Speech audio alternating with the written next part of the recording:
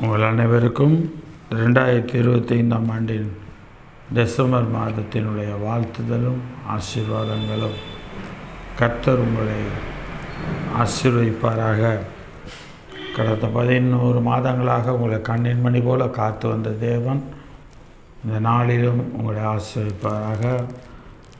அவர் உங்களுக்கு செய்கிற எல்லா நல்ல பாதைகளிலும் உங்களை கொண்டு செல்வாராக. கர்த்தர் பெரிய காரியங்களை செய்வார். கண்களை மூடி ஜெபிப்போம். பிதாவே, இந்த நல்ல வேலைக்காய் நன்றி செலுத்துகிறோம். இந்த நாளிலும் கூட கர்த்தாவே, நாங்கள் கேட்க போகிற செய்தி இந்த வருடத்தின் கடைசி மாதத்தினுடைய செய்தியப்பா. இந்த செய்தி ஆசீர்வதியும். இதோ செய்தியில் வருகிற வசனங்கள் ஆமென்றும் ஆமேன் என்றும் எங்களுக்கு இருக்கும்படியாக கூட நாங்கள் ஜெபிக்கிறோம். இந்த செய்தி ஆண்டவரே ஸ்தோத்திரப்பா, என்னுடைய வாழ்க்கையில் விசுவாசத்தை வளர செய்ய கர்த்தரனு கரகணும் பொறுப்படுத்திக்கொள்ளும், காத்துக்கொள்ளும், வழி நடத்தும்பா. இயேசுவின் நாமத்தில் ஜெபிக்கிறேன் செவினுள்ள பிதாவே, ஆமென். கர்த்தருடைய பரிசுத்த நாமத்துக்கு மகிமை உண்டாவதாக. 11 மாதத்தை கடந்து 12ஆவது மாதத்தில் உள்ள நுழைஞ்சிருக்கீங்க. கர்த்தர் நிச்சயமாக கவலைப்படாதீங்க. 11 மாதங்கள் ஒருவேளை ஒரு சிலர் நல்லபடியாக கடந்திருக்கலாம். ஒரு சிலருடைய வாழ்க்கையில் இழப்புகள், ஒரு சிலருடைய வாழ்க்கையில் தோல்விகள், மனக்கசப்புகள், இப்படி எல்லா சூழ்நிலையிலும் நீங்கள் இருந்திருக்கலாம். ஆனால் ஒன்று மாத்திரம் நிச்சயம், இந்த 12ஆவது மாதத்தை காண செய்த தேவன் இந்த 12ஆவது மாதத்தில் எல்லாவற்றுக்கும் ஒரு தீர்வை உங்களுக்கு வச்சிருப்பார். விசுவாசத்தோடு இருங்க. கர்த்தர் பெரிய காரியங்களை, மகத்தான காரியங்களை உங்கள் வாழ்க்கையில் செய்வாய். ஆரம்பம் அற்பமாக இருந்தாலும் முடிவு பூரணமாக இருக்கும். ஆகவே இந்த வருஷத்தின் ஆரம்பமானது அற்பமாக இருக்கலாம், ஆனால் அந்த வருஷத்தின் முடிவு டிசம்பர் மாதத்தில் தேவன் உங்களை அபரிவிதமாய் நடத்துவாராக. கர்த்தருடைய நாமம் மகிமைப்படட்டும். இந்த வார செய்தியினுடைய தலைப்பு தேவனுடைய கிருபையின் பலன்கள். தேவனுடைய கிருபையின் பலன்கள். பிலமோனுக்கு எழுதின நிருபம், பவுல் பிலமோனுக்கு எழுதின நிருபம் 1ஆம் அதிகாரம் 25ஆம் வசனம். பிலமோன் 1:25. நம்முடைய கர்த்தராகிய இயேசு கிறிஸ்துவின் கிருபை உங்கள் ஆவியுடனே கூட இருப்பதாக, ஆமென் என்றாக எழுதியிருக்கிறார். நம்முடைய கர்த்தராகிய இயேசு கிறிஸ்துவின் கிருபை உங்கள் ஆவியுடனே இருப்பதாக.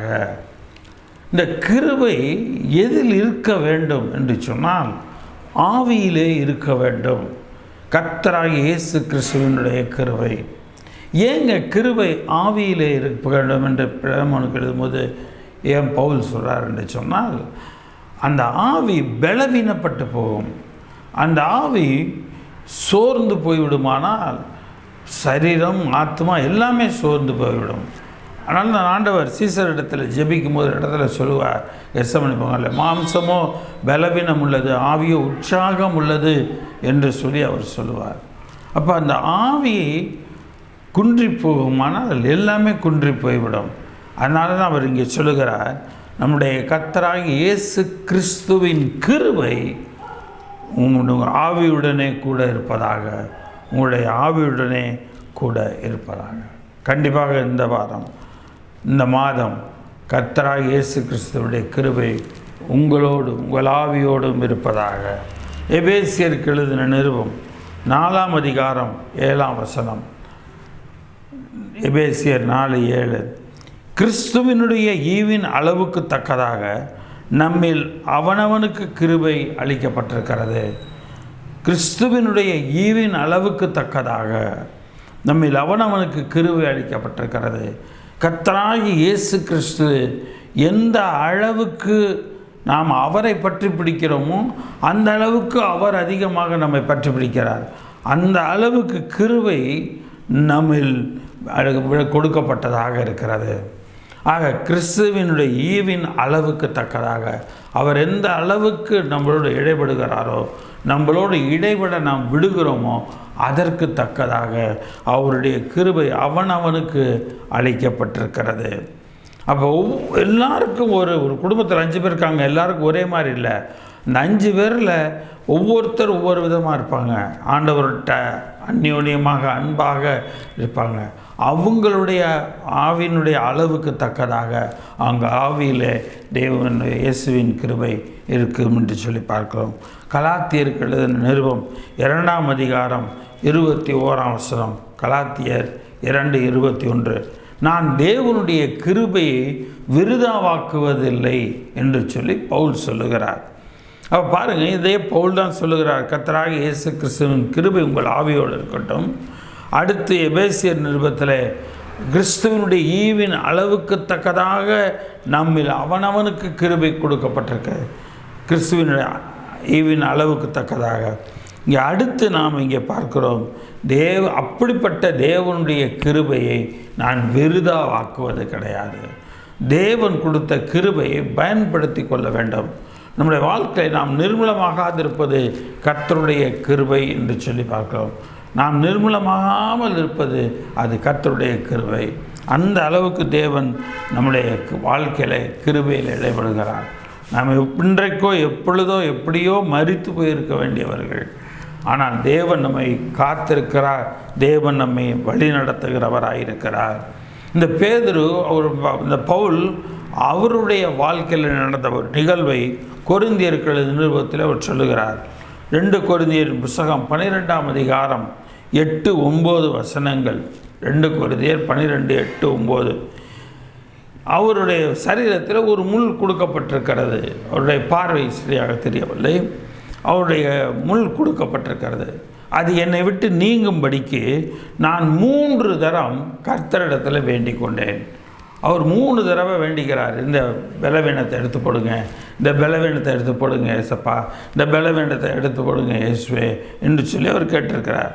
அதற்கு இயேசு கிறிஸ்து, என் கிருபை உனக்கு போதும், உன் பலவீனத்திலே என் பலன் பூரணமாய் விளங்கும் என்றார். இவர் கேட்பது, எனக்கு விடுதலை தாங்க, அந்த இதிலேருந்து இன்னும் நான் நல்ல புதுபலத்தோடு ஊழியம் செய்யணும், அதனால் எனக்கு தாங்கன்னு கேட்குறாரு. ஆனால் ஆண்டவர் அவருக்கு கொடுக்குற பதில் பாருங்கள், என்ன பதில்? என் கிருபை உனக்கு போதும். ஸோ நம்முடைய வாழ்க்கையிலுமே முல்லை போல சில காரியங்கள், சில நிலைகள் இருக்கலாம். ஆனால் அவருடைய இயேசு கிறிஸ்துவனுடைய கிருபை நமக்கு இருந்தால் போதுமானதாக இருக்கிறது.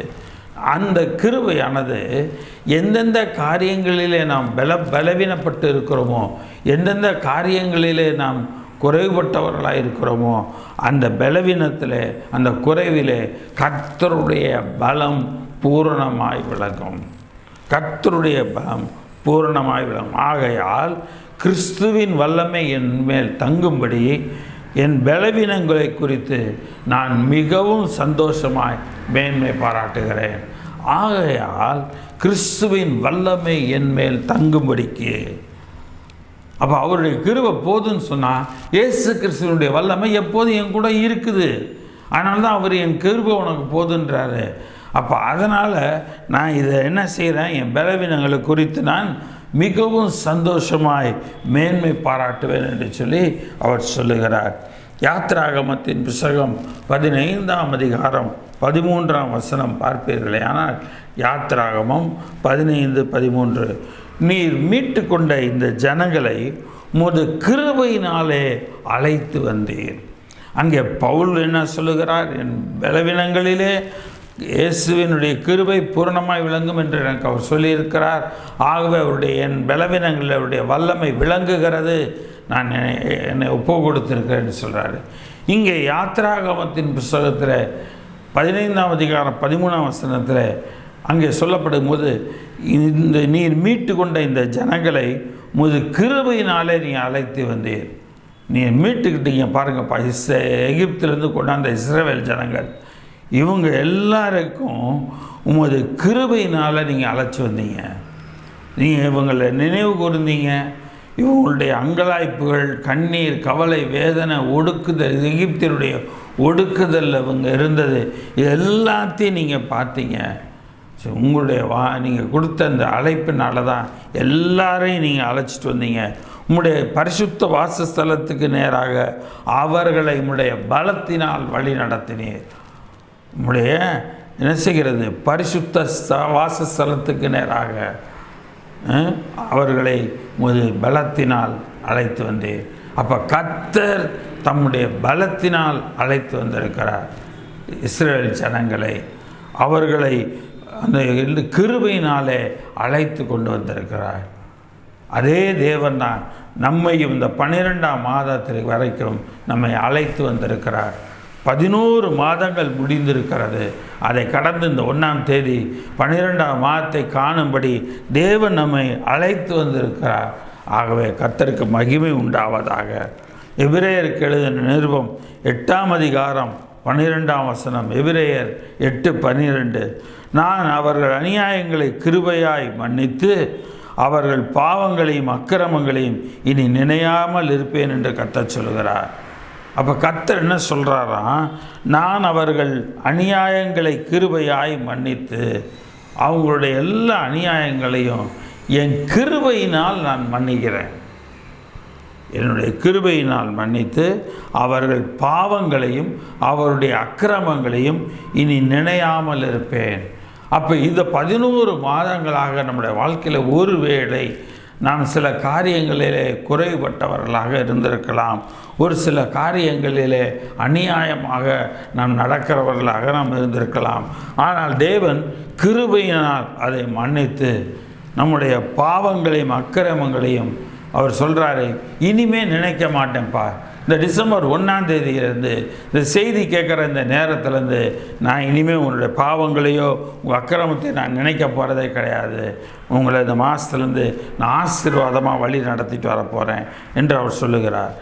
ஆகவே அந்த கர்த்தருடைய கிருபை அவ்வளோ விலையேற பெற்றதுங்க.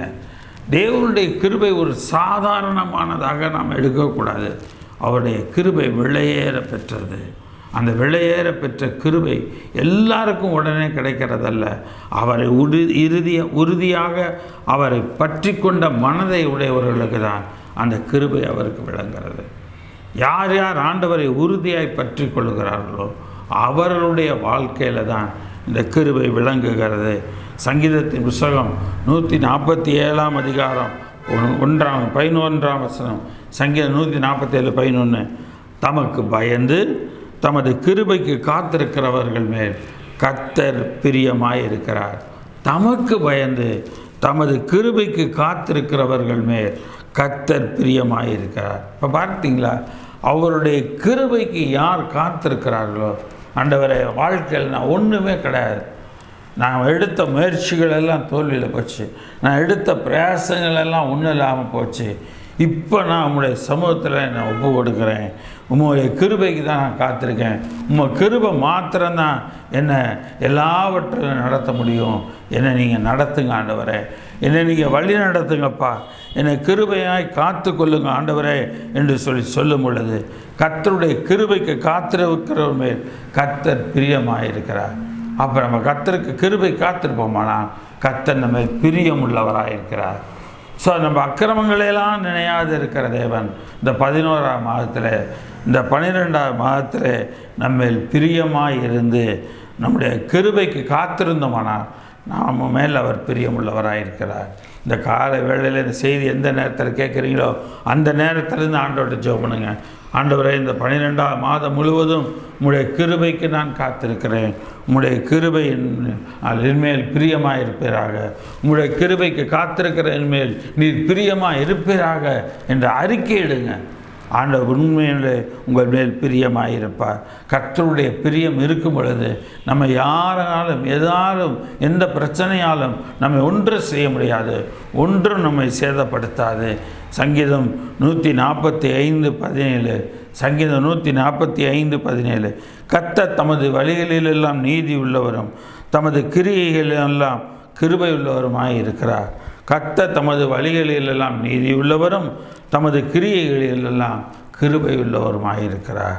அப்போ கர்த்தர் இந்த மாதம் நமக்கு வழி நடத்தும் போது கர்த்தருடைய வழியில் நம்ம போனோம்னா அவர் நீதி உள்ளவராக இருக்கிறார். அவர் கிரியைகளை பயன்படுத்துவோம். அவருடைய கிரியைகள் என்னென்ன இருக்கிறதோ அந்த கிரியைகளிலெல்லாம் அவர் கிருபை உள்ளவராக இருக்கிறார். நமக்காக என்னென்ன காரியங்களை கிரியை செய்திருக்கிறாரோ அதிலெல்லாம் அவர் கிருபை உள்ளவராக இருக்கிறார். ஆக பவுலடியார் சொல்வது போல பலவீனங்களை தாங்கக்கூடிய கிருபை கொடுக்கிறது. அது ஆவியிலே கொடுக்கப்படுகிறது. ஏனால் ஆவிதான் உற்சாகம். ஆவி உற்சாகம் குன்றி போகுமானால் எல்லாவற்றிலும் பலவீனப்பட்டு விடுவோம். ஆகவே அவருடைய ஆவியிலே நம்முடைய ஆவியிலே அவருடைய கிருபை விளங்குகிறது. அதை பார்க்கிறோம். நம்முடைய பலவீனங்களிலே அவருடைய கிருபை விளங்குகிறது. அதை பார்த்தோம். நம்மை மீட்டு கொண்டு வந்தது அவருடைய கிருபை. அதை நாம் பார்த்தோம். அடுத்து நாம் பார்த்தோம் நம்முடைய அக்கிரமங்களையும் நம்முடைய பாவங்களையும் அவர் ஆண்டவரை நீ நினையாமல் இருப்பார். நம்முடைய எல்லா அநியாயங்களையும் கிருபையாய் மன்னித்துட்டார். அதனால் இந்த 12வது மாதம் 1ஆம் தேதியிலேருந்து நிச்சயமாய் தேவன் நம்மை ஆசீர்வதிப்பார். அவருக்கு பயந்து அவருக்கு கிருபைக்கு காத்திருக்கிறவர் மேல் கர்த்தர் பிரியமாக இருக்கிறார். இந்த 12வது மாதத்திலே கர்த்தர் பிரியமுள்ளவராக இருக்கிறார் நம் மேல் எல்லாற்றிலும். 145:17 பார்க்கிறோம். கர்த்தர் தமது வழிகளிலெல்லாம் நீதி உள்ளவரும் தமது கிரியைகளிலெல்லாம் கிருபை உள்ளவருமாக இருக்கிறார். கர்த்தர் தமது வழிகளிலெல்லாம் நீதி உள்ளவரும் தமது கிரியைகளிலெல்லாம் கிருபை உள்ளவருமாக இருக்கிறார். அவருடைய கிருபையில் எல்லாவற்றிலும் கிருபை உள்ளவராக இருக்கிறார். எனக்கு அருமையான தேவனுடைய பிள்ளைகளை நாம் கிருபை உள்ளவர்களாக தேவனுடைய கிருபையை நாம் பெற்றவர்களாக தேவனுடைய கிருபையினால் நிறைந்தவர்களாக நாம் இருப்போம். தேவனுடைய கிருபையினால் நிறைந்தவர்களாக நாம் இருப்போமானால் கர்த்தர் நமக்கு பெரிய காரியங்களை செய்கிறவராக இருக்கிறார். ஆக கர்த்தருடைய கிருபைக்கு நாம் காத்திருப்போம். அவர் நம்முடைய எல்லா கிரியைகளிலும் ஆண்டவர் கிருபை உள்ளவராக இருக்கிறார். இந்த 12ஆம் மாதத்தில் என்னென்ன காரியங்களை உங்களுடைய வாழ்க்கையின் மேன்மைக்கு உங்கள் குடும்பத்தின் மேன்மைக்காக கிரியை செய்கிறீர்களோ அந்த எல்லா கிரியைகளிலும் ஆண்டவர் கிருபை கொடுக்கிறவராக இருக்கிறார். கர்த்தருக்கே மகிமை உண்டாவதாக. ஆக இந்த இப்படிப்பட்ட இந்த தேவனுடைய கிருபை 3 விதமான பலன்களை நமக்கு கொடுக்கிறது. 3 விதமான பலன்களை கொடுக்கிறது. அந்த 3 பலன்களை பார்க்க போகிறோம். முதலாவது பலன், கிருபையினால் ரட்சிக்கப்படுகிறோம். முதல் பலன் ரட்சிப்பு. ஆக நாம் கிருபையினால் தான் ரட்சிக்கப்படுகிறோம். எபேசியருக்கு எழுதின நிருபம் 2ஆம் அதிகாரம் 5ஆம் வசனம். எபேசியர் 2:5. அக்கிரமங்களில் மரித்தவர்களாயிருந்த நம்மை கிறிஸ்துவுடனே கூட உயிர்ப்பித்தார். அக்கிரமங்களில் மரித்தவர்களாயிருந்த நம்மை கிறிஸ்துவுடனே கூட உயிர்ப்பித்தார். கிருபையினாலே ரட்சிக்கப்பட்டீர்கள். கிருபையினால் நாம் ரட்சிக்கப்பட்டிருக்கிறோம் இல்லையா? அக்கிரமங்களில் மரித்தவர்களாக இருந்த நம்ம கிறிஸ்து உயிர் தெழுந்ததை வச்சு அதன் மூலமாக நம்மளையும் ஆண்டவர் வாழ வைக்கிறாரு, உயிர்ப்பிக்கிறாரு. கிருபையினால் ரட்சிக்கப்பட்டிருக்கிறோம். நம்ம அக்கிரமத்திலே என்றைக்கோ செத்து போயிருக்கணும். ஆனால் இன்றைக்கி இருப்பது கர்த்தருடைய கிருபையினுடைய ரட்சிப்பு. 8ஆம் வசனம், அதே எபேசியர் 2:8. கிருபையினாலே ரட்சிக்கப்பட்டீங்க. ஆனால் அந்த கிருபையினாலே எப்படி ரட்சிக்கப்பட்டீங்க? கிருபையினாலே விசுவாசத்தை கொண்டு ரட்சிக்கப்பட்டீர்கள். கிருபையினால் ரட்சிக்கப்பட்டீங்கன்னு 5ஆம் வசனத்தில் சொல்கிறாரு. 8ஆம் வசனத்தில் அதை விளக்கி சொல்கிறாரு. கிருபையினாலே விசுவாசத்தை கொண்டு ரட்சிக்கப்பட்டீர்கள். இது உங்களால் உண்டானதல்லப்பா, இது தேவனுடைய ஈவு.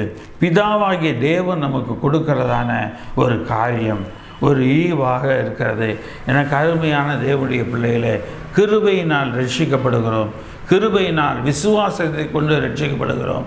இது நம்மளால் உண்டானதல்ல, பரமபிதா நம்ம வைத்திருக்கிற ஈவின் அளவுக்கு தக்கதாக அது இருக்கிறது.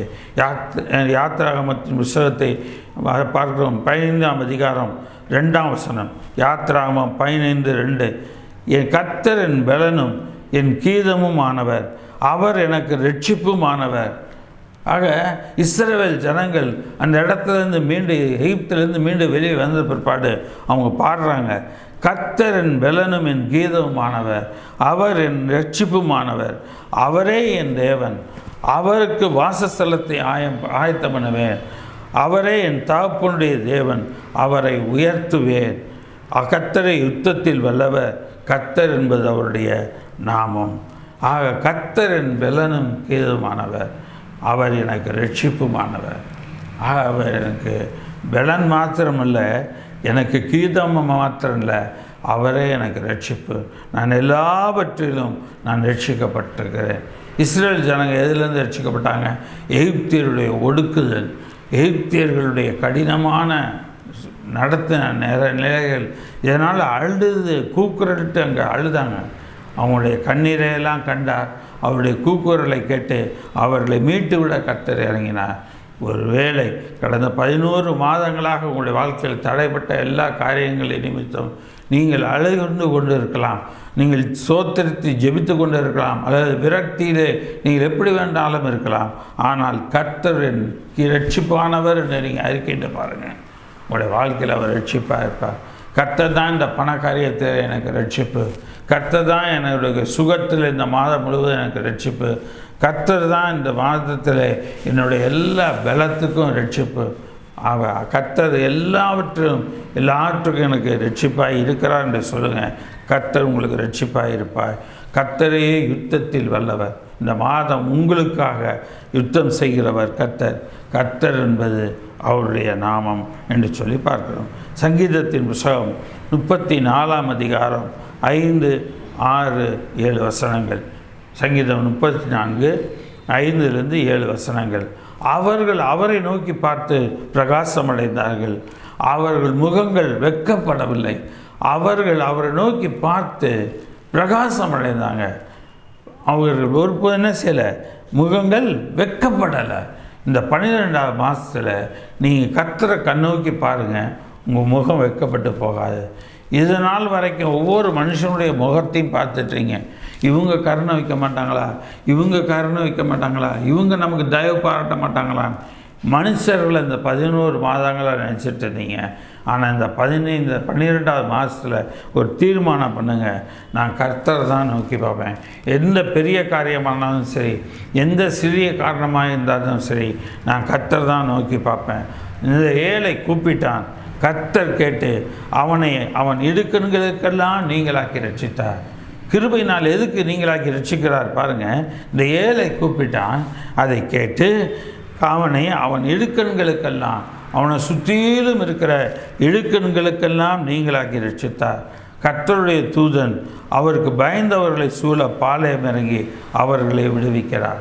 கர்த்தருடைய தூதன் அவருக்கு பயந்தவர்களை சூழ பாளையம் இறங்கி அவர்களை விடுவிக்கிறார். இந்த 12ஆம் மாதம் 1ஆம் தேதியிலே கர்த்தரை நோக்கி பாருங்கள், உங்களுடைய முகங்கள் வெட்கப்பட்டு போகாது. கர்த்தருடைய முகத்தின் பிரகாசத்தினால் நீங்கள் வெட்கப்பட்டு போக மாட்டீங்க. நீங்கள் கூப்பிடுங்க கர்த்தரை நோக்கி, கர்த்தர் கேட்டு உங்களுடைய எல்லா 11 மாதத்தில் இருந்த இடுக்கண்களுக்கெல்லாம் நீங்களாக்கி இந்த 12ஆவது மாதத்தில் உங்களை ரட்சிப்பார். கர்த்தருடைய தூதன் அவருக்கு பயந்தவர்களை சூழ பாளையம் இறங்கி அவர்களை விடுவிக்கிறார் என்று பார்க்கிறோம்.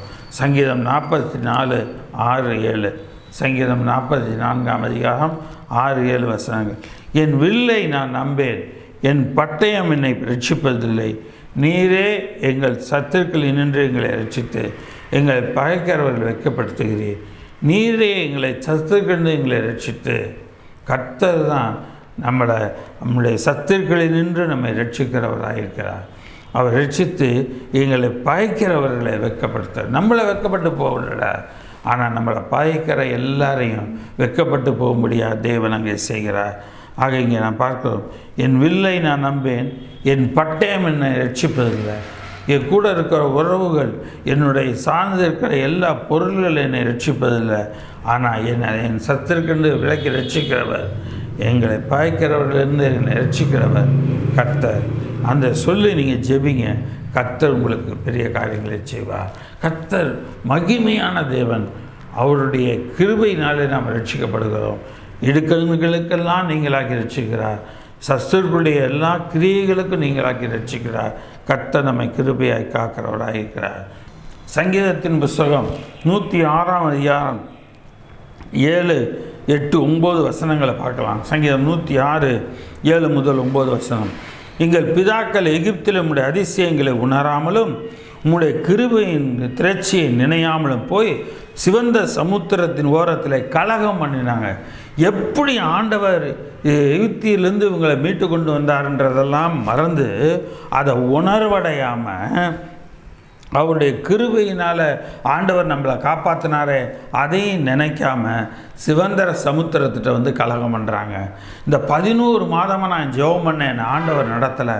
இந்த 12வது மாதம் 2025 வருஷம் 12வது மாதத்தில் கர்த்தரனை நடத்துவாரா, கர்த்தரனை வழி நடத்துவாரா, என்னை காப்பாரா என்று ஒருவேளை நீங்கள் இஸ்ரேல் ஜனத்தை போல சிவந்த சமுத்திர தண்டையில் கலகம் பண்ணது போல் நீங்கள் உங்கள் உள்ளத்தில் கலங்கி கொண்டிருக்கலாம்.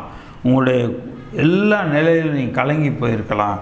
ஆனாலும் தமது வல்லமை வெளிப்படுத்தும்படி தமது நாமத்து நிமித்தம், அவருடைய நாமத்து நிமித்தம் நம்மை இந்த 12ஆம் மாதத்தில் ரட்சிப்பார்.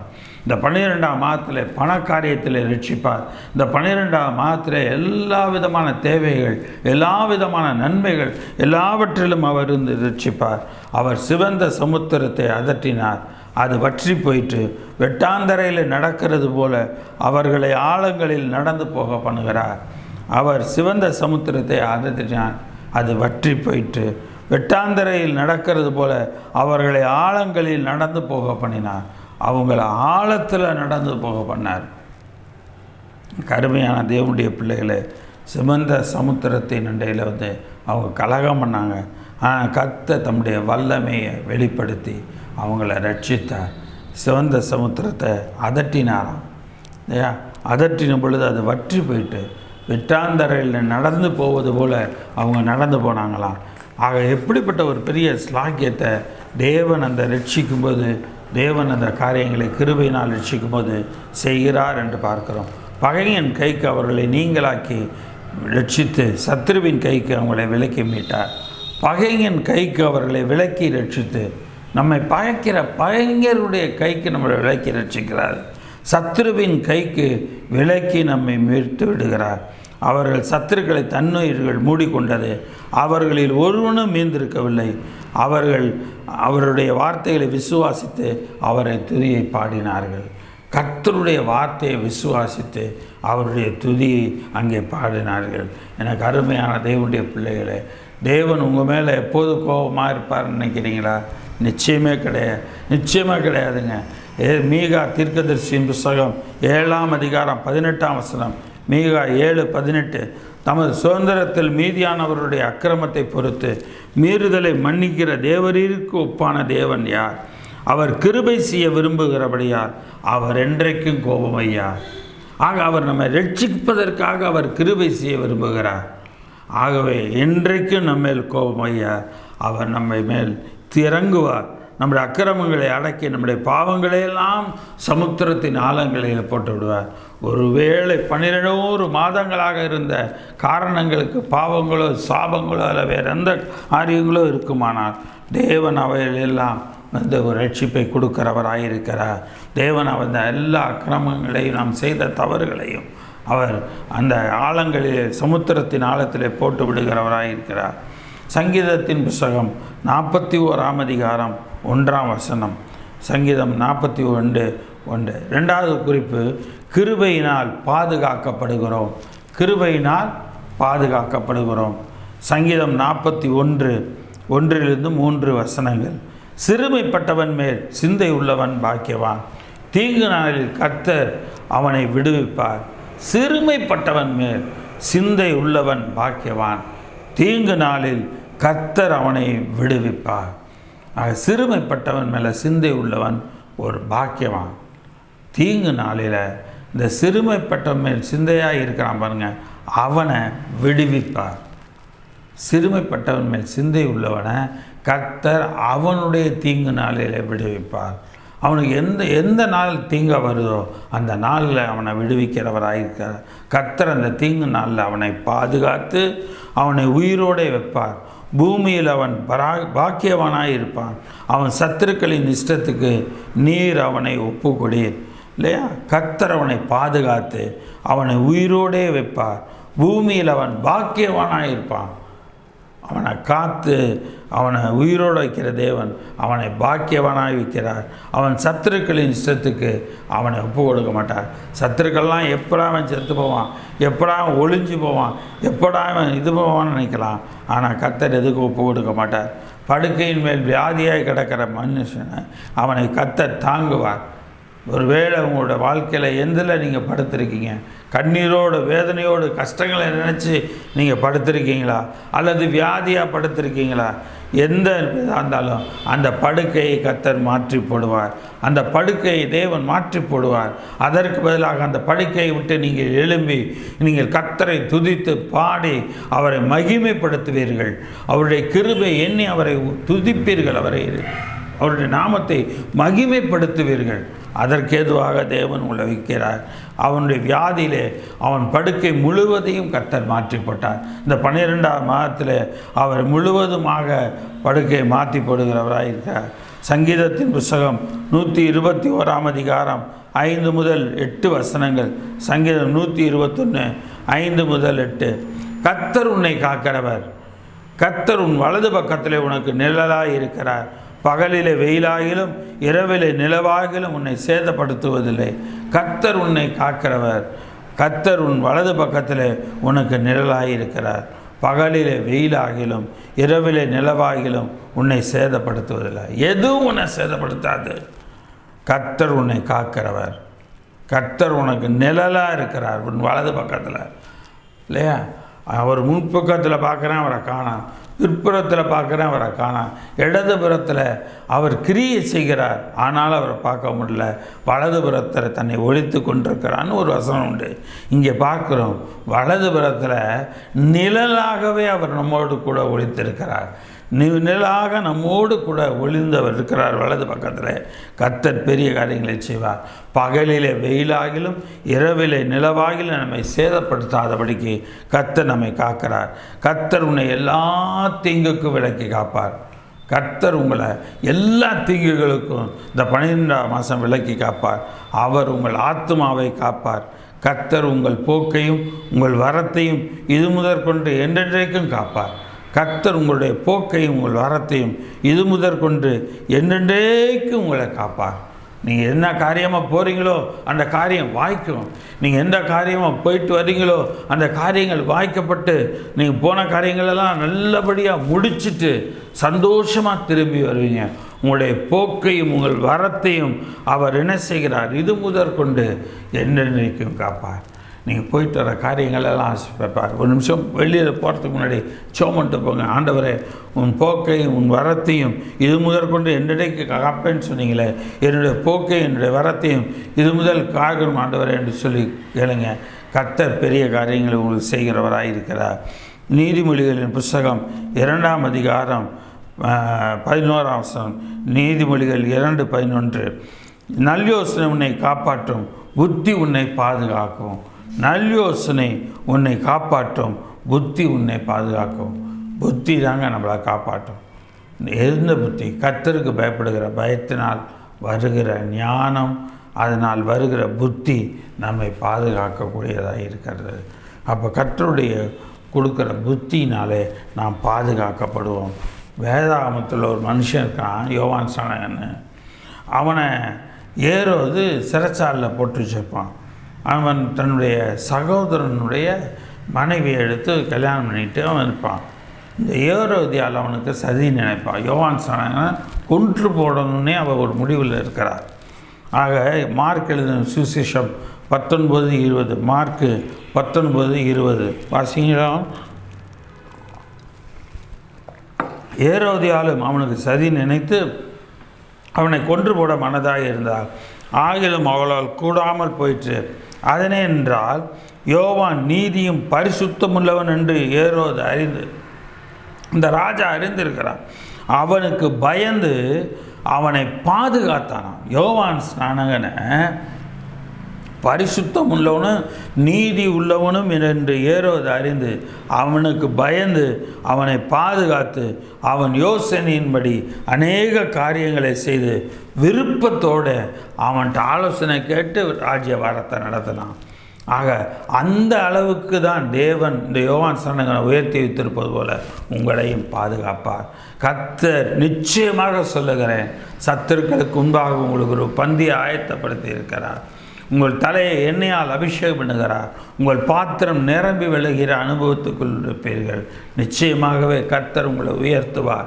உங்களை கீழாக்காமல் மேலாக்குவார். கர்த்தர் உங்களை பாதுகாக்கிறவராய் இருக்கிறார். ஆண்டவருடைய வார்த்தை உங்களில் நடக்கும்படியாக இருக்கும். சங்கீதம் 145 20 21 வசனங்கள். சங்கீதம் 145 20 21. கர்த்தர் தம்மில் அன்பு கூறுகிற யாவரையும் காப்பாற்றி துன்மார்க்கர் யாவரையும் அழிப்பார். கர்த்தர் தம்மில் அன்பு கூறுகிற யாவரையும் காப்பாற்றுகிறார். அவரிடத்தில் யார் யார் அன்பு கூறுறாங்களோ அந்த அன்பு கூறுகிற எல்லாரையும் அவர் காப்பாற்றுகிறார். ஆனால் துன்மார்க்கரை யாவரையும் அழிப்பார். என் வாய் கர்த்தரின் துதியை சொல்வதாக. மாம்ச தேகமுள்ள யாவும் அவருடைய பரிசுத்த நாமத்தை எப்பொழுதும் என்றைக்கும் ஸ்தோத்தரிக்க கடவுது. அவருடைய பரிசுத்த நாமத்தை எப்பொழுதும் என்றைக்கும் ஸ்தோத்தரிக்க கடவுது. கர்த்தர் நம்மை ஸ்தோத்தரிக்கிறவராக ஜெபிப்போம். கர்த்தர் நம்மை ஸ்தோத்தரிக்கக்கூடிய நாளிலே தேவன் நம்மை நடத்துகிறவராக இருக்கிறார். ஆக முதலாவது காரியம் பார்த்தோம், கிருபையினால் ரட்சிக்கப்படுகிறோம். இரண்டாவது காரியம், கிருபையினால் பாதுகாக்கப்படுகிறோம். மூன்றாவது காரியம், கடைசி காரியம், கிருபையினால் ஆசீர்வதிக்கப்படுகிறோம். கிருபையினால் ஆசீர்வதிக்கப்படுகிறோம். யோவேல் 2ஆம் அதிகாரம் 13-14 வசனங்கள். யோவேல் 2:13-14. நீங்கள் உங்கள் வஸ்திரங்களை அல்ல உங்கள் இருதயங்களை கிழித்து உங்கள் தேவனாகிய கர்த்தரிடத்தில் திரும்புங்கள். அவர் இரக்கமும் மன உருக்கமும் நீடிய சாந்தமும் மிகுந்த கிருபை உள்ளவருமானவர். அவர் தீங்குக்கு மனஸ்தாபப்படுகிறவர். எனக்கு அருமையான தேவனுடைய பிள்ளைகளே, உங்கள் வஸ்திரத்தை நீ கிழிச்சு நீ ஜெபம் பண்ண வேணாம். உன் இருதயத்தின் ஆழத்திலேருந்து நீ ஜெபம் பண்ணு. கர்த்தரிடத்தில் நீ திரும்பி வந்து ஜெபம் பண்ணு. நீ கர்த்தருடைய சபையில் வந்து நீ முழங்கால் படிட்டு நீ ஜெபம் பண்ணு. கர்த்தர் இரக்கமும் உருக்கமும் நீடிய சாந்தமும் மிகுந்த கிருபை உள்ளவர். அவருடைய கிருபை மிகுந்ததாக இருக்கிறது, குறுகின அளவிலே கிடையாது. அவருடைய கிருபை மிகுந்தவருமாய் அவர் தீங்குக்கு நமக்கு வாழ்க்கையில் வந்த தீங்குக்காக அவர் மனஸ்தாபப்படுகிறவருமாய் இருக்கிறார். ஒரு பிள்ளை வியாதி பெற்றிருக்கும் போது அந்த பிள்ளையினுடைய பெற்றோர் எப்படியெல்லாம் அந்த இடத்துல அந்த பிள்ளையை குறித்து கவலைப்படுவாங்களோ அதை போல நம்மை குறித்து பரிதபிக்கிற பிதாவாகிய தேவன் அங்கே இருக்கிறார். அவர் நம்முடைய எல்லா காரியங்களுக்காகவும் மனஸ்தாபப்படுகிறவராக இருக்கிறார். ஒருவேளை அவர் திரும்பி மனஸ்தாபப்பட்டு உங்கள் தேவனாகிய கர்த்தருக்கு போஜன பலிகளையும் பான பலிகளையும் செலுத்துவதற்குரிய ஆசீர்வாதத்தை தந்தருளுவார். கண்டிப்பாக இந்த மாதம் நீங்கள் கர்த்தருக்கு உங்கள் உதடுகளின் கனியாகிய ஸ்தோத்திர பலியை நீங்கள் செலுத்தும்படியாக தேவன் ஆசீர்வாதத்தை உங்களுக்கு தந்தருளுவார். நிச்சயமாக இந்த மாதத்தில் இந்த 1ஆம் தேதி செய்தி கேட்குற இந்த நாள் முதற்கொண்டு உங்களுக்கு அவர் எல்லா ஆசீர்வாதத்தையும் உங்கள் உதடுகளின் கனியாகிய ஸ்தோத்திர பலிகளை ஏறெடுக்கும் எல்லா காரியங்களையும் அவர் உங்களுக்கு தந்தருள்வார். சகரியா தீர்க்கதரிசியின் புஸ்தகம் 8ஆம் அதிகாரம் 13ஆம் வசனம். சகரியா 8:13. சம்பவிப்பது என்னவென்றால், யூத வம்சத்தாரே, இஸ்ரவேல் வம்சத்தாரே, நீங்கள் புறஜாதிக்குள்ளே சாபமாய் இருந்தது போலவே ஆசீர்வாதமாய் இருக்கும்படி நான் உங்களை ரட்சிப்பேன். என்ன அழகாக சொல்ல பாருங்கள். நீங்கள் புறஜாதிக்குள்ளே சாபமாய் இருந்தது போலவே ஆசீர்வாதமாய் இருக்கும்படி நான் உங்களை ரட்சிப்பேன். இந்த 11 மாதம் என் மகனை நீ சாபமாக உன்னுடைய எல்லா ஜனங்கமத்தில் நீ இருந்துட்ட.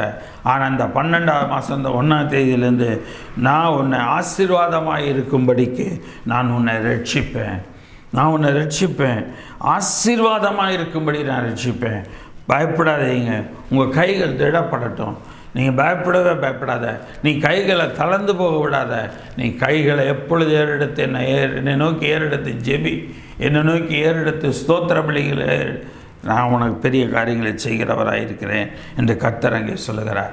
ஆக இந்த 12ஆம் மாதத்தில் நாம் எப்படியெல்லாம் கடந்த 11 மாதங்கள் சாபமாக இருந்தோமோ அது போல் இந்த 12ஆம் அந்த 1ஆம் தேதி முதற்கொண்டு நாம் ஆசீர்வாதமாய் மாறுகிறவர்களாக இருக்கிறோம். இந்த செய்தி கேட்டுக்கொண்டிருக்கிற இந்த நிமிஷம் முதற்கொண்டு, இந்த வசனம் கேட்குற இந்த நிமிஷம் நொடி முதற்கொண்டு நீங்கள் ஆசீர்வாதமாய் மாறுகிறீர்கள்.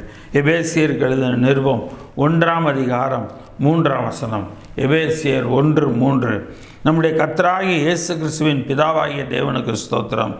அவர் கிறிஸ்துவுக்குள் உன்னதங்களில் ஆவிக்குரிய சகல ஆசீர்வாதத்தினாலும் நம்மை ஆசீர்வதித்திருக்கிறார். அவர் கிறிஸ்துவுக்குள் உன்னதங்களில் தேவனுக்குரிய சகல ஆசீர்வாதத்தினாலும் நம்மை ஆசீர்வதித்திருக்கிறார். நம்முடைய கர்த்தராகிய இயேசு கிறிஸ்துவின் பிதாவாகிய தேவனுக்கு ஸ்தோத்திரம். நம்ம ஸ்தோத்திரம் சொல்லணும்.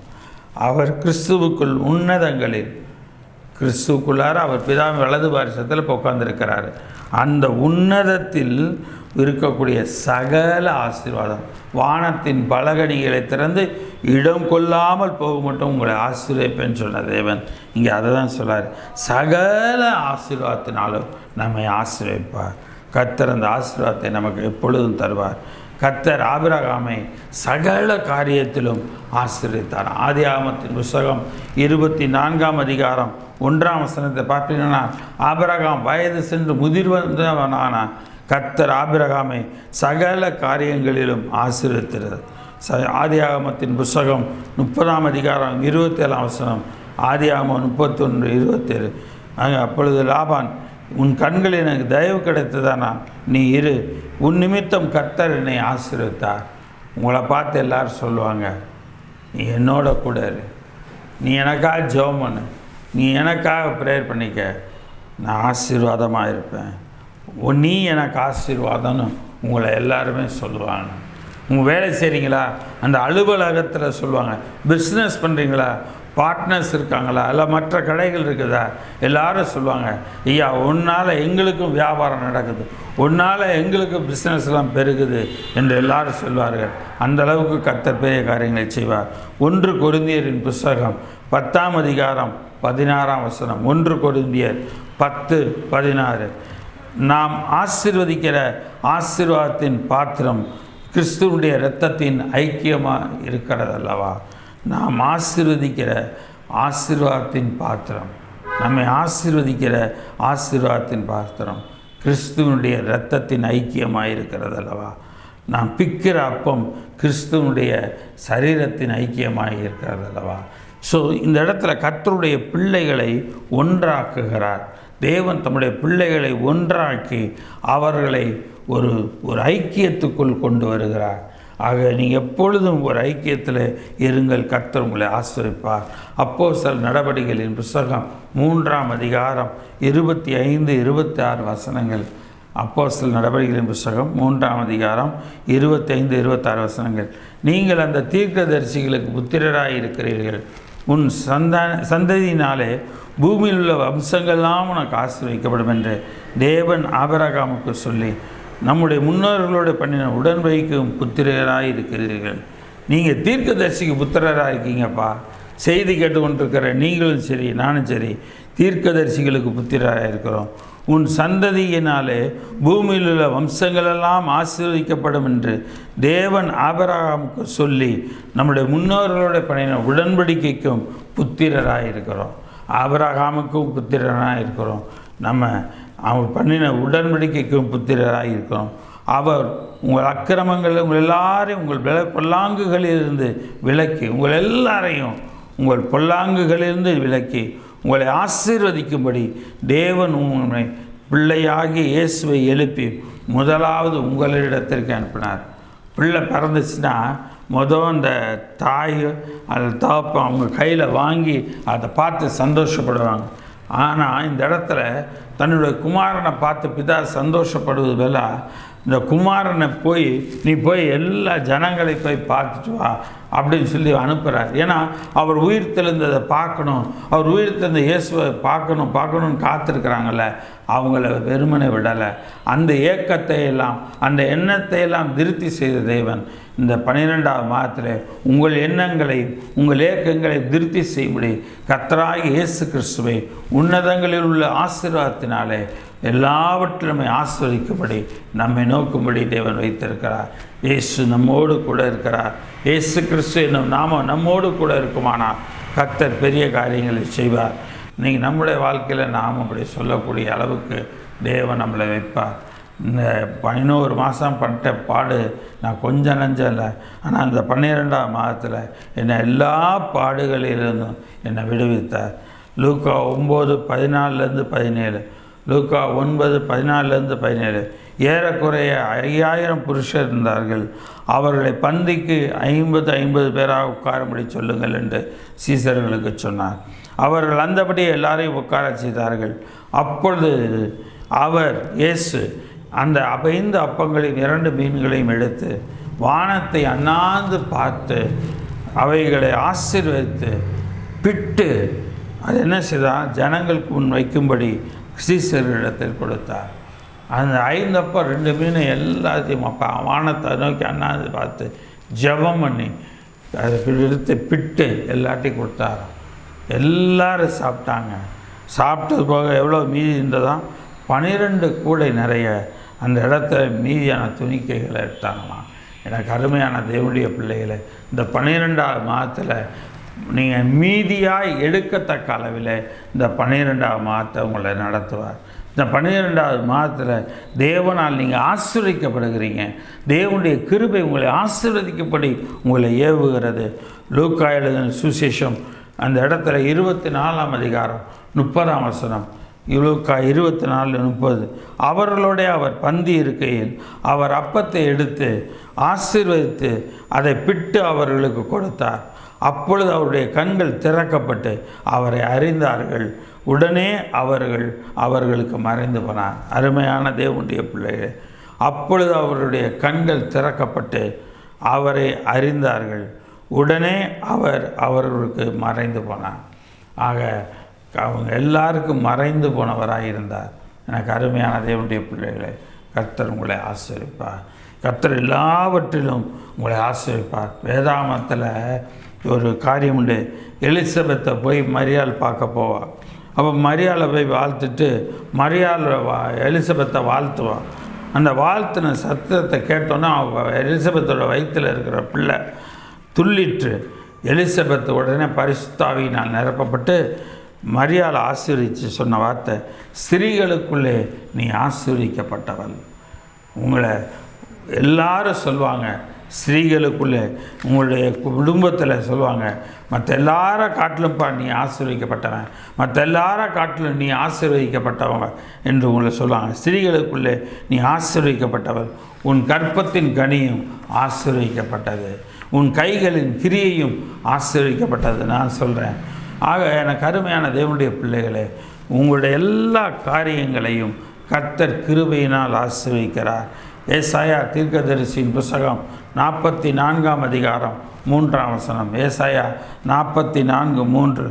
தாகம் உள்ளவன் மேல் தண்ணீரையும் வறண்ட நிலத்தின் மேல் ஆறுகளையும் ஊற்றுவேன். உன் சந்ததியின் மேல் என் ஆவியும் உன் சந்தானத்தின் மேல் என் ஆசீர்வாதத்தையும் ஊற்றுவேன். ஆக தாகம் உள்ளவன் மேல் தண்ணீரை ஊற்று, வறண்ட நிலத்தின் மேல் ஆறுகளையும் ஊற்றுவேன். உன் சந்ததியின் மேல் என் ஆவியையும் உன் சந்தானத்தின் மேல் என் ஆசீர்வாதத்தையும் ஊற்றுவேன். கர்த்தர் இந்த மாதம் நமக்கு ஆவியை பொழிந்தருளுகிற தேவன், நம்மை ஆசீர்வதிக்கிறவராயிருக்கிறார். நம்முடைய பிள்ளைகளை, நம்முடைய குடும்பத்தில் உள்ள பிள்ளைகளை அவர் ஆசீர்வதிக்கிறவராயிருக்கிறார்.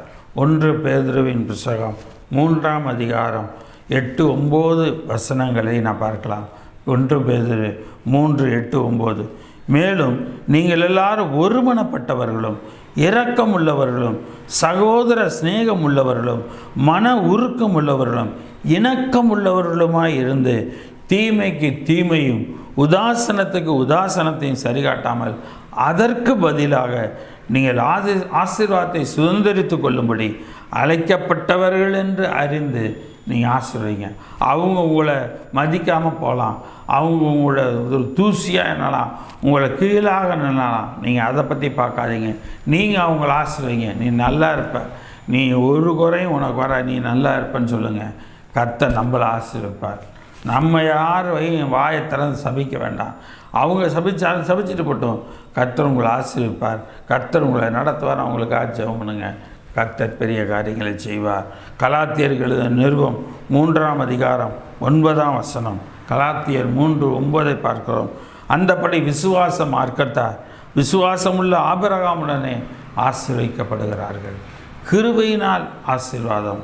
அந்த கிருபை விசுவாசத்தினால் வருகிற ஒரு காரியம் என்று சொல்லி பார்க்கிறோம். ஆக விசுவாச மார்க்கத்தார் விசுவாசமுள்ள ஆபிரகாமுடனே ஆசீர்வதிக்கப்படுகிறார்கள். கிருபையினாலே நாம் ஆபிரகாமுடனே கூட ஆசீர்வதிக்கப்படுகிறோம்.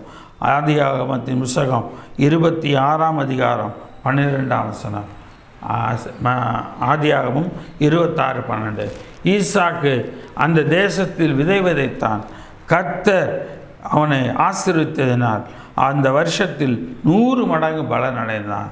எனக்கு அருமையான தேவனுடைய பிள்ளைகளை, நான் நிச்சயமாக சொல்கிறேன், இந்த மாதம் உங்கள் கைகளின் பிரயாசம். இப்போல்லாம் பயிரிடுறது கிடையாது.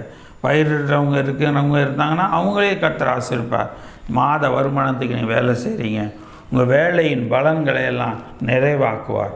உங்களுடைய வேலைகளின் எல்லா காரியத்தையும் கர்த்தர் உங்களுக்கு ஆசீர்வதிப்பார்.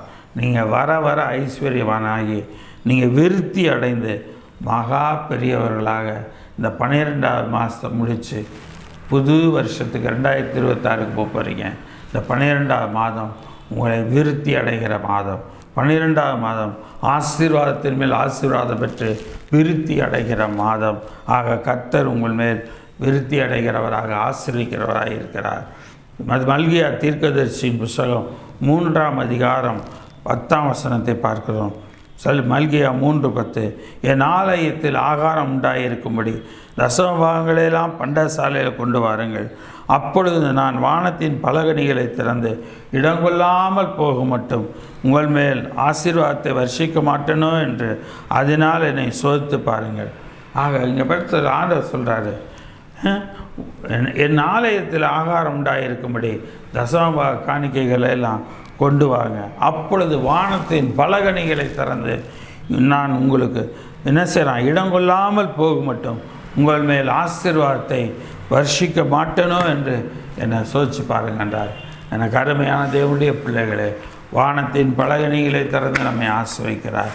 கர்த்தருடைய கிருபையின் பலன்கள் இந்த 12ஆவது மாதத்தில்.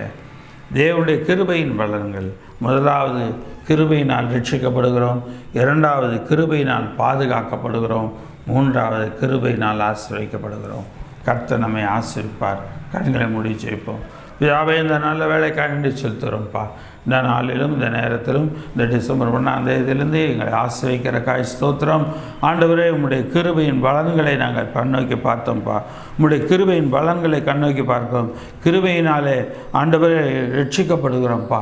கிருபையினாலே நாங்கள் எல்லாவற்றின் நிலையிலும் நாங்கள் ரட்சிக்கப்படுகிறவர்களாக இருக்கிறோம். ஆண்டவரையுடைய எல்லா கஷ்டங்கள், கவலைகள், வேதனைகள், துன்பங்கள், துயரங்களுக்கு ஆண்டவரை தீங்கு நாளுக்கு எங்களை விலக்கி ரட்சிக்கிறக்காய் ஸ்தோத்திரம். ஆண்டவரை, இரண்டாவதாக எங்களை நீர் பாதுகாக்கிறதுக்காய் ஸ்தோத்திரம்ப்பா. எங்களை கண்ணின் மணி போல பாதுகாக்கிறக்காய் ஸ்தோத்திரம். ஆண்டவரே, மூன்றாவது, எங்களை நீர் ஆசீர்வதிக்கிறக்காய் ஸ்தோத்திரம். உங்களுடைய கிருபை ஒன்று எங்களுக்கு இருந்தால் போதுமானது. ஆண்டவரே, உங்களுடைய கிருபையே எங்களை காத்து நடத்தட்டும். உங்களுடைய கிருபை பெரிய காரியங்களை செய்யட்டும், வழி நடத்தட்டும்ப்பா. கர்த்தர் தாமே கூட இருந்து வழி நடத்த வேண்டுமாய் கூட நான் ஜெபிக்கிறேன். கர்த்தர் பெரிய காரியங்களை செய்வீராக. இந்த செய்தி கேட்ட உங்களுடைய பிள்ளைகள் ஒவ்வொருவரையும் இந்த 12ஆவது மாதத்தில் ஆசீர்வதிப்பீராக. அவர்கள் கைகளின் பிரயாசைகளை எல்லாம் ஆசீர்வதிப்பீராக. அவருடைய வருமானங்களை எல்லாம் ஆசீர்வதிப்பீராக. அவர்களை உயர்த்தி அவர்களை ஆசீர்வதியும். அவருடைய நாமம், ஆண்டவருடைய நாமம் அவர்கள் மூலமாய் மகிமைப்படும்படியாக, இயேசு கிறிஸ்துவின் நாமம் அவர்கள் மூலமாய் மகிமைப்படும்படியாக இந்த செய்தி கேட்குற ஒவ்வொருவருடைய வாழ்க்கையிலும் நிறைவான ஆசீர்வாதத்தை தந்தரலும். ஆசீர்வதியும், வழி நடத்தும், காத்துக்கொள்ளும். துதிக்கான மகிமையெல்லாம் உமக்கே எடுக்கிறோம். கர்த்தரும் ரட்சகருமான இயேசுவின் ஜெபிக்கிறோம். சிவனுள்ள பிதாவே, ஆமென். என் ஆத்மாவே கர்த்தரை ஸ்தோத்திரி. என் முழுமையுடைய பரிசுத்த நாமத்தை ஸ்தோத்திரி. என் ஆத்மாவே கர்த்தரை ஸ்தோத்திரி. கர்த்தர் செய்த சகல உபகாரங்களை மறவாதே. ஆமென். நம்முடைய கர்த்தராகிய இயேசு கிறிஸ்துவினுடைய கிருபையும் பிதாவாகிய தேவனுடைய அன்பும் பரிசுத்தமுடைய ஐக்கியமும் வழிநடத்தும் பாதுகாப்பும் நம்மையோடும் இன்றும் சதா காலங்களில் இருப்பதாக. அவர் கிருபையினாலே நம்மை ரட்சிக்கிறார். கிருபையினாலே நம்மை பாதுகாக்கிறார், கிருபையினாலே ஆசீர்வதிக்கிறார். இந்த 3ஓடு புது வருஷத்துக்குள்ளே போவோம். 11 மாதத்தையும் மறந்துடுங்க. அந்த மாதங்களில் நீங்கள் பட்ட பாடுகள் எல்லாம் போதும். கர்த்தர் அதையெல்லாம் கண்ணோக்கி பார்த்து இப்போ உங்களை பாதுகாப்போடு இந்த 12ஆம் மாதத்துக்குள்ளே கொண்டாந்துருக்கிறாரு. ஆசீர்வாதமாக அந்த மாதம் இருப்பீங்க. நம்புங்க, விசுவாசிங்க. விசுவாசத்தினால் அந்த ஈவுகளை, கர்த்தருடைய ஆசீர்வாதம் என்கிற ஈவுகளை, பாதுகாப்பு என்கிற ஈவுகளை, ரட்சிப்பு என்கிற ஈவுகளை நீங்கள் அனுபவிங்க. கர்த்தர் உங்களை ஆசீர்வார். துதிகன மகிமையெல்லாம் கர்த்தருக்கே உண்டாகும். நீங்கள் எப்போதும் நீங்கள் ஆசீர்வதிக்கப்பட்டிருப்பீங்க. கர்த்தர் உங்களை ஆசீர்வதிப்பாராக. ஆமென், ஆமென், ஆமென்.